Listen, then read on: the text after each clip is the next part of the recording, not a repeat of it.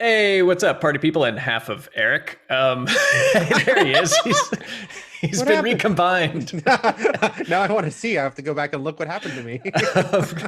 Good to have you all here. Danielle, Eric, welcome to another exciting Monday edition of SJU. And we've got some news hot and fresh out the kitchen.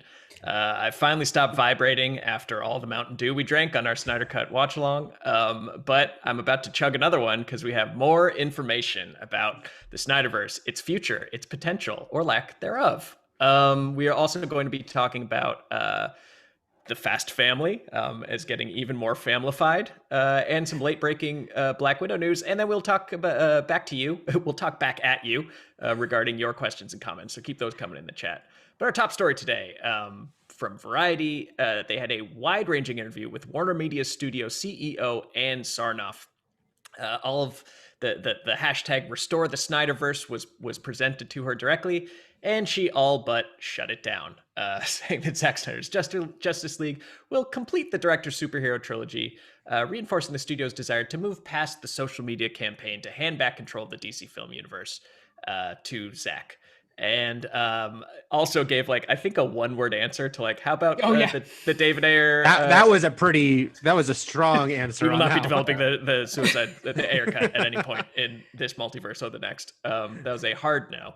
And she talked really about a lot of stuff like the breaking down the barriers between HBO Max and the theatrical experience and the TV shows and the video games, and kind of making it a more cohesive universe. Dare I say, marvelizing things a little bit, incorporating a wider range of tones, going after a very wide-ranging argument, but basically spitting in the face of the Snyder faithful. Oh no. But I'm obviously let's not get hyperbolic here, but she did pretty much give a hardcore shutdown to, regardless of how successful the Snyder Cut is or isn't, this is the end. But what say you? Is this the end? I mean, they counted out the Snyder Cut before.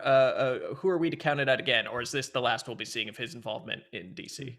I do think you did see her give a more definitive no to the Air Suicide Squad question. I think that they know better to say this is it, never, ever, ever on more Snyder, but they also keep repeating. Hamada has said, even Snyder himself has said that, oh, they're kind of moving on from this. So I felt she couched it in that, it seems like it's not their plan right now. It is funny how she said this completes the trilogy because I don't know if you saw, Snyder did an interview with Vanity Fair, I think it was last week, where he said he had a quote about his 5-part trilogy, which what he meant was Man of Steel, Batman vs Superman, and what was going to be a Justice League trilogy. But it was a funny term to use. But now it's just a trilogy. And this was the 4-hour finale with a bunch of stuff setting up things we won't get. And I do think right now that's where they're at. I don't think this week they're okay, maybe. I also think you should never say never, because look, we've seen it all. But right now, it doesn't seem like that's part of their plan. Yeah, Danielle, how many retweets do I need to get the Snyderverse to open back up? Ooh, I think you get Snyderverse and you get spicy chicken nugs from Wendy's to come back if you hit at least 100,000, maybe 1,000,000. It's kind of a big number. Yeah, you definitely get the sense that everyone is ready to move on and move past this. I don't see, and again, like you said, never say never, but this is definitely, the Snyderverse happened because a lot of things had to happen for this to happen. One of them being a worldwide pandemic and nothing else, like all the things that are in the pipeline having to be postponed or having to be pushed back, us not being in theaters, HBO Max launching and looking for, something to really hook people in to get everyone subscribed. So, I mean, if we were to get a part 2, I don't know what would be happening in the world for that to happen, but just for the sake of all of us who live on this rock, don't wish for it. Well, I could tell you what could happen, and that is their announced slate of projects could underperform, could bomb, and they could come crawling back to Daddy S. Because here's all the things that she was talking up, Snyder fans, give us a chance. I'm sure you'll like some of what we put out, and you'll be happy and understand why we've moved on. But also, these things take forever to develop, so they're already coming out whether you want them or not. We've got the Suicide Squad in August. These are the movies first. Batman, The Flash. These are all lots of those. Yeah, lots of those. The Aquaman 2, Shazam: Fury of the Gods, The Black Adam. There's probably a Wonder Woman 3. And then we have some announced stuff like Blue Beetle, the Superman film written by Ta-Nehisi Coates, Green Lantern.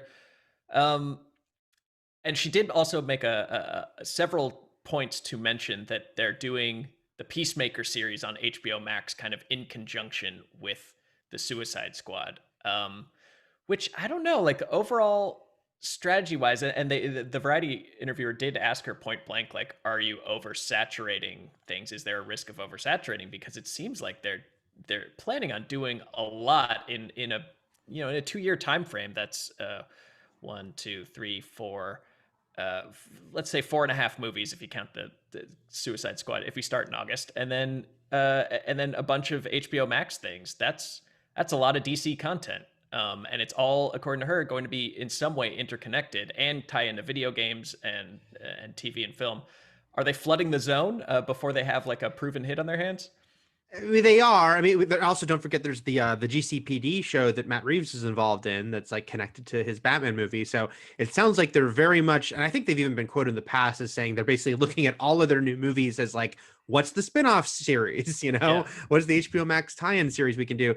And it is a tricky thing to do when you have not yet had the movies that these are going to spin off of open yet. I'm super excited for the Suicide Squad, and I'm very excited for John Cena as Peacemaker. But what if it's like it comes out and everyone's like, I hate John Cena as Peacemaker, and that's the last thing I want to see as a show. Now, hopefully that's not the case, but it is funny to announce that they're doing this show before anyone's actually watched the movie. But it does feel, I think, the whole thing that HBO Max, like they launched it without having, like, we've talked about this before. They didn't have their Mandalorian. They didn't have their WandaVision. They are kind of scrambling to get these shows. So there's still a lot of like, we really hope this works, that we're doing this, but it's a great plan if it works. If these movies come out and are not well received, if the Suicide Squad or the Batman are like, and then you have a TV show coming out of it, that's a lot trickier, right? But I guess they're holding their breath on it. Yeah. Yeah, it feels like just throwing things at the wall at this point. But yeah, I mean, I wish it was throwing things at the wall, because it seems like they're monsterversing it, which is like they're going back to the interconnected world where everything builds off each other, and you need to see the HBO Max series to fill in the blanks, and like that's fine, but you got to build up to that. Like, I feel like they could be making the same mistake again, where the most exciting thing for me was stuff like Joker and Shazam, where it just seemed like they more or less live in their own universe.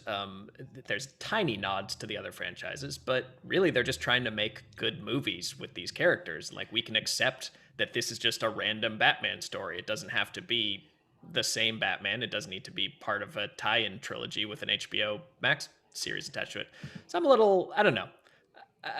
Disappointed is too strong of a word, but like, I wish that this executive came up there and was just like, we're just trying to make the best movies possible and tell the coolest stories.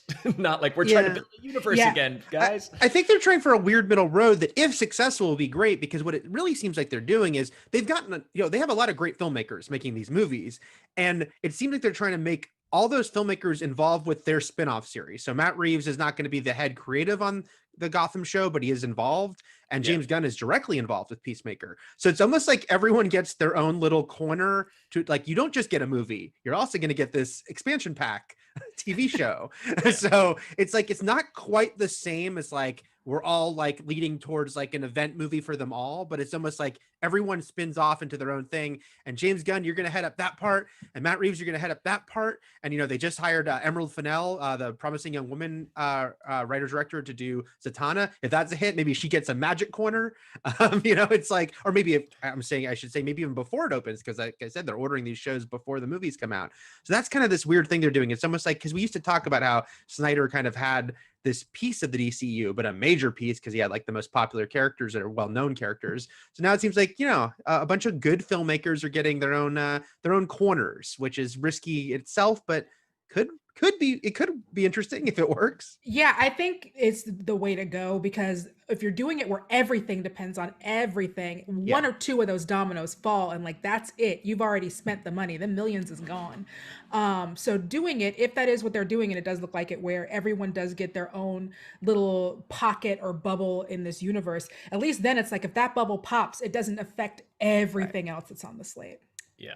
I mean, interestingly, another tidbit from the interview, and I encourage everyone to read it, because she talks a lot about She talks about the Ray Fisher situation. There's all the hot button Twitter questions you might have. She addresses them in one way or another. But the creative center, the GUI creative center of all of this is Jim Lee, legendary comics artist and creator Jim Lee. Unfortunately, here's the problem with me and comics is my comics peak was 92 to 96. So my familiarity with so many people is just from their terrible Image Comics days. It's like, oh, Jim Lee, the creator of Wildcats, and I think he did a couple issues of Gen 13. Like, honestly, I have the worst comic references possible.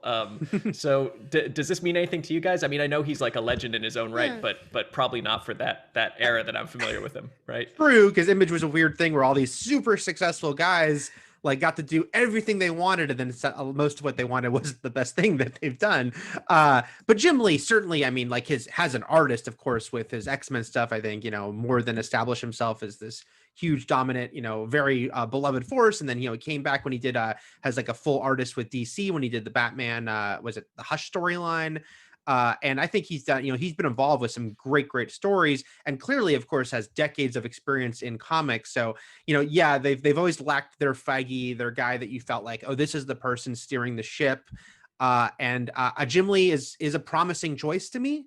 Again, it's like it's a wait and see here because we don't have because they've changed their leadership multiple times in the past few years. So we don't have an example yet to be like, yes, it's all working.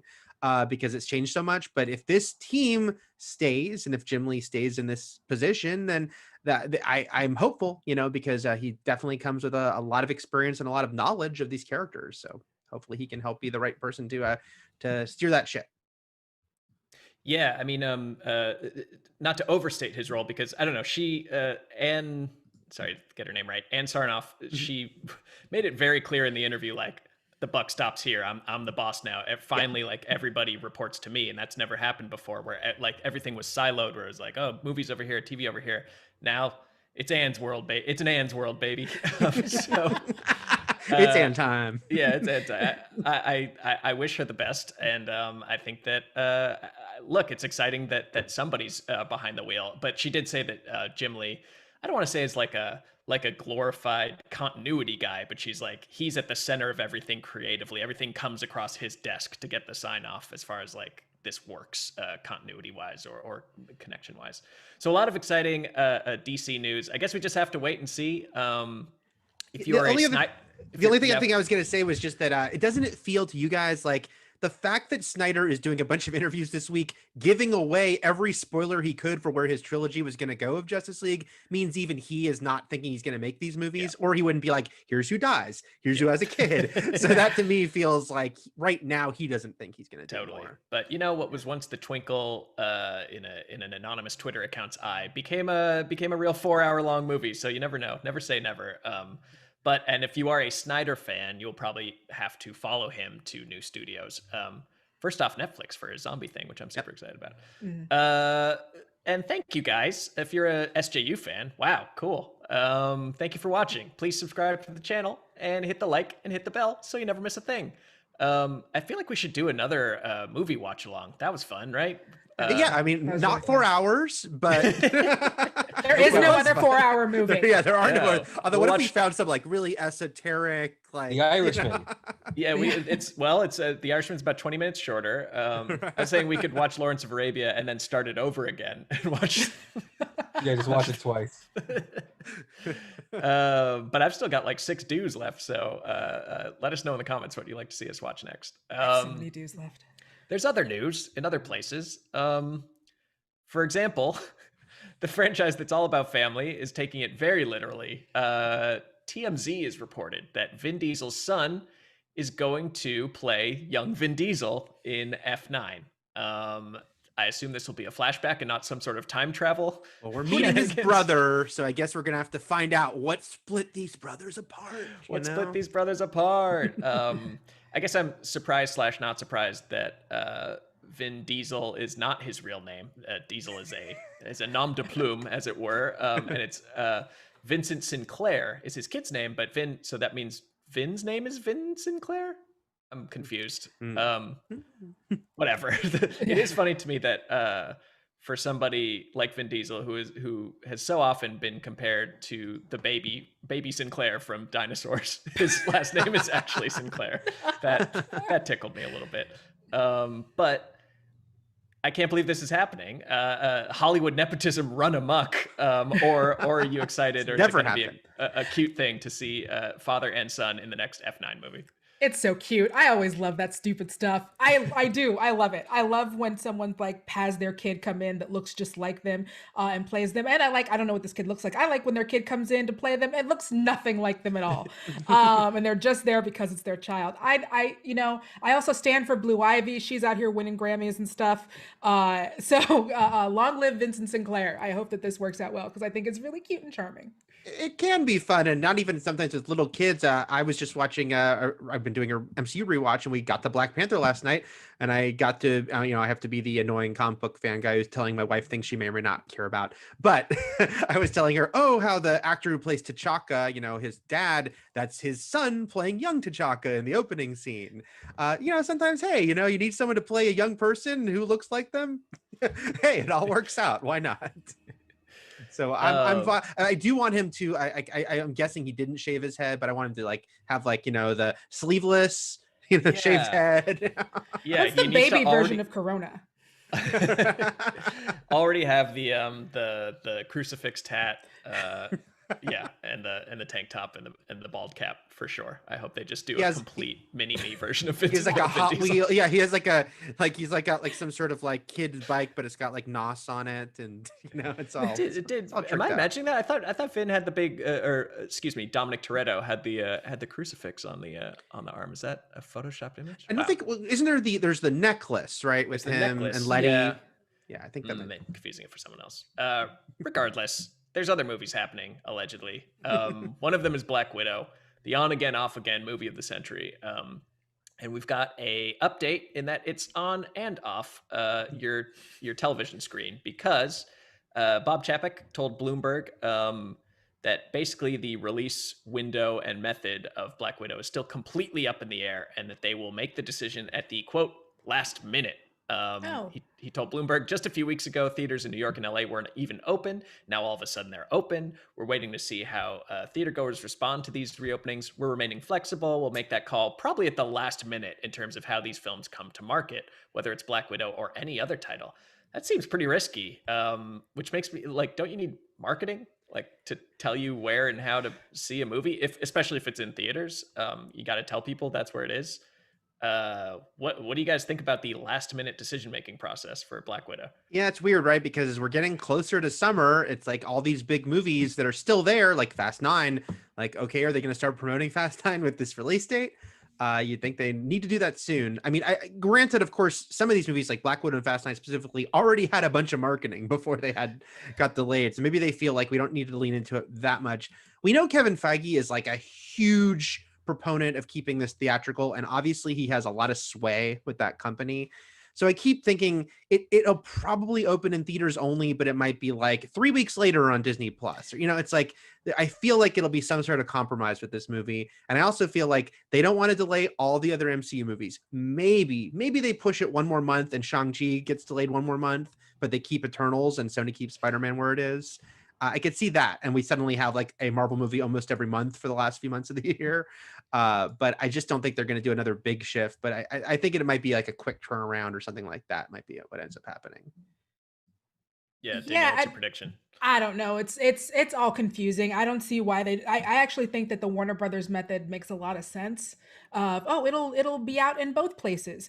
So I don't, because look, the people who are able to go to a movie theater feeling like either they've been vaxxed or they feel comfortable for it, they want to see movies in theaters, and some of them will go. But it's also, I don't know if just relying on LA and New York is really smart with the marketing. These commercials aren't they booked months in advance? Would you have to slip someone something a couple bucks and a handshake to get them to put on the Black Widow commercial so everyone knows where it's going to be?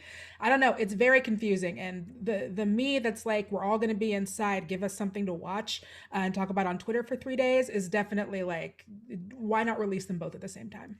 Yeah, I just feel like the May 7th is too soon, right? Like, and they'd have to start promoting that so quickly. So I just feel like they might push it another 6 weeks and give it a quick turnaround theatrical, but yeah, like May 7th, I mean, that's, they need to start running some commercials for that. I think if there's any doubt, I can see them remaining doubt as it gets closer to release time, them just doing full Disney Plus, because I think that, look, they're very image conscious as far as the box office and how successful these movies are. Like, they don't want to appear like they don't want to give the sign that there's any weakness in the Marvel Cinematic Universe. And when you just put it on Disney Plus, nobody knows. Nobody needs to know how well or poorly that film does. So I can totally see them just, taking a loss just to save the whole deal, the whole grift they've got running.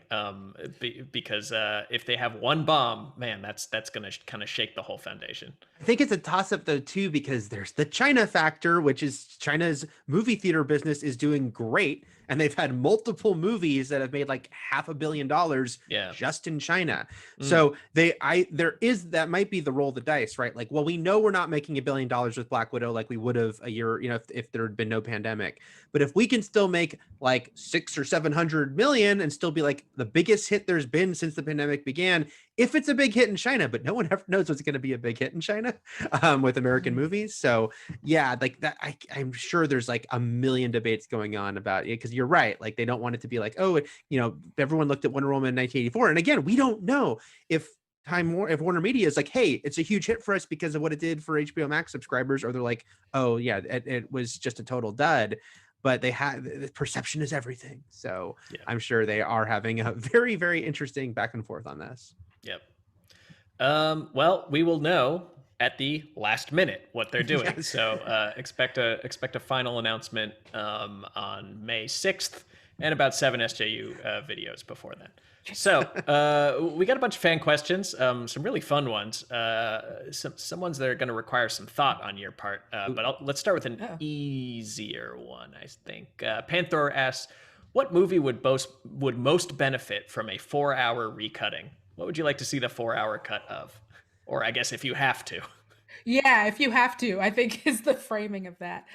One of my favorite movies, it's so out like a weird thing, but one of my favorite movies, it's actually good, not one of my favorite bad movies, is Almost Famous. And the untitled cut is a much better movie. I would watch 4 hours of that kid just pining away, but maybe it's because I'm also like into binge watching stuff. I think that could be a good movie if you just put in more music and more inappropriate actions by rock stars. So I'll say Almost Famous. Yeah, that's really good, because the deleted scenes of that, there's that one where he just makes the mom listen to the Stairway to Heaven start to finish, and it's like a 7.5 minute long scene. There you go. You're almost to 4 hours there. That's a good one, Danielle.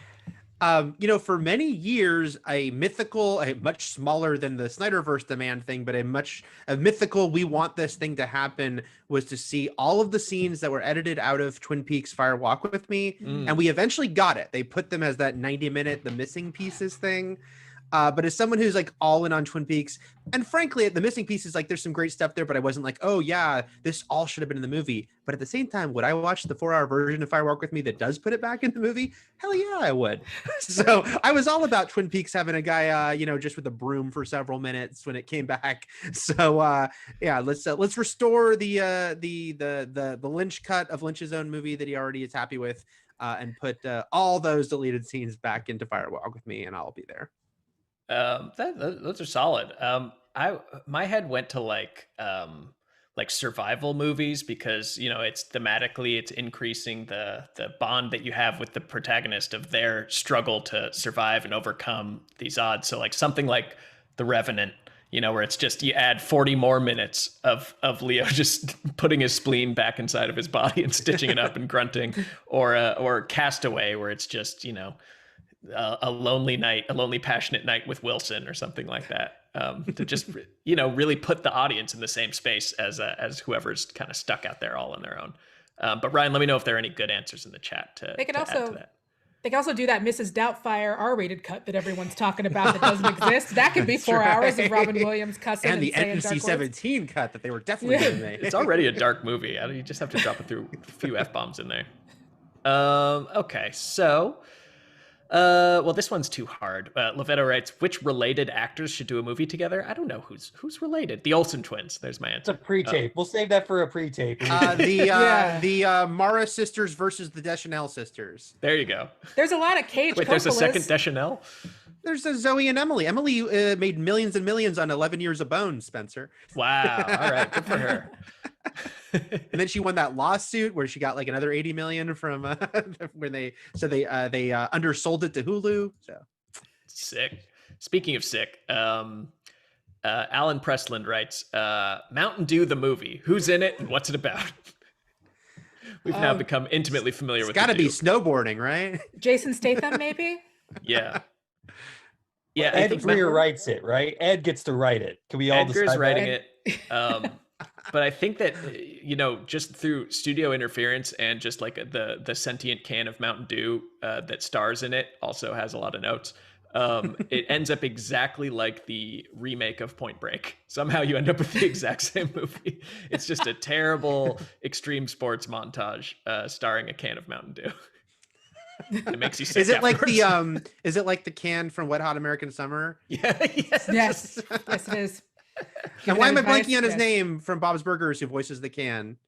John Benjamin. John Benjamin or something? Yes. Yeah. Can he voice the Dew as well? Yes, he can. But I was thinking more Pauly Shore because, we're not trying to make a good movie here. The Weasel. That's all I remember. The Weasel.